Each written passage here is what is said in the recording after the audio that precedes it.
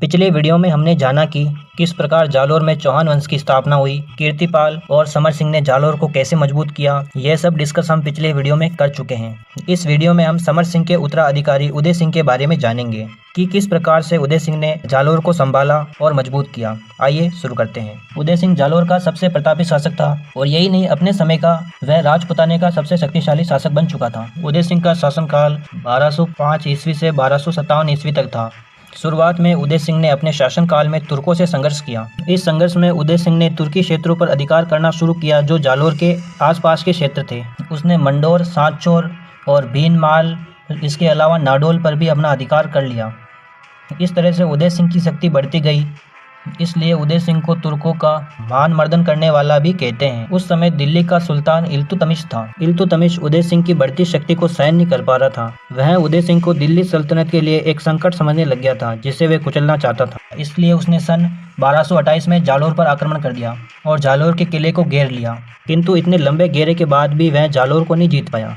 इस लंबे घेराव को देखते हुए उदय सिंह और इल्तुतमिश ने संधि करना सही समझा। इस संधि के तहत उदय सिंह ने इल्तुतमिश को 100 ऊंट और 20 घोड़े दिए और उसे दिल्ली लौट जाने को कहा। इस प्रकार इन सब को लेकर इल्तुतमिश दिल्ली चला गया। एक बार फिर इल्तुतमिश ने जालोर पर आक्रमण किया, परंतु इस बार इल्तुतमिश को हारना पड़ा। कानरदे प्रबंध के अनुसार 1254 ईस्वी में नासिरुद्दीन महमूद ने जालोर पर आक्रमण किया। उदय सिंह ने नासिरुद्दीन को बहुत बुरी तरह से पराजित किया। एक तरफ उदय सिंह तुर्कों से स्ट्रगल कर रहा था, इधर उदय सिंह के समकालीन मेवाड़ के शासक जैत्र सिंह थे। इनका शासनकाल 1213 ईस्वी से 1257 ईस्वी तक था। उदय सिंह के पूर्वज कीर्तिपाल ने 1177 ईस्वी में मेवाड़ पर आक्रमण किया।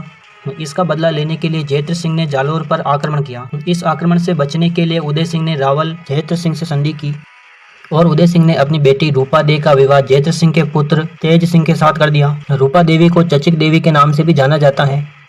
इस विवाह से उदय सिंह और जैत्र सिंह के बीच संधि हो गई। इस प्रकार जालोर पर मेवाड़ के आक्रमण का खतरा टल गया। ये था उदय सिंह का शासनकाल। उदय सिंह की मृत्यु के बाद उसका बेटा चाचिक देव जालोर का शासक बना। इसका शासनकाल 1257 ईस्वी से 1282 ईस्वी तक था।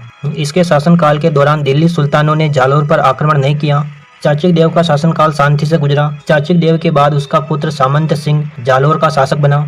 उसका शासनकाल 1282 ईस्वी से 1305 ईस्वी तक था। सामंत सिंह के समय दिल्ली पर खिलजी वंश का शासन था। सामंत सिंह के समय दिल्ली का सुल्तान जलालुद्दीन खिलजी था, जिसने एक विशाल सेना के साथ 1291 ईस्वी में जालोर पर अटैक कर दिया। सामंत सिंह ने इस आक्रमण का मुकाबला करने के लिए गुजरात के शासक सारंग देव से मैत्री संधि कर ली और इस संधि के बाद सामंत सिंह और सारंग देव की सेना ने मिलकर जलालुद्दीन खिलजी से युद्ध किया और जलालुद्दीन खिलजी को युद्ध में बुरी तरह से डिफीट किया। इस हार के बाद अब खिलजियों की शक्ति अलाउद्दीन के हाथों में आ गई और यह देखकर सामंत सिंह ने अपने योग्य पुत्र कानरदे को जालोर का शासक बना दिया। अलाउद्दीन ने कानरदे के समय जालोर पर लगातार आक्रमण किए। आखिरकार अलाउद्दीन ने कानरदे पर लगातार आक्रमण क्यों किए, ऐसा क्या हुआ दोनों के बीच में कि जो उनके संघर्ष का कारण बना, ये सब बातें हम अगले वीडियो में जानेंगे। ऐसे ही वीडियो देखने के लिए आपका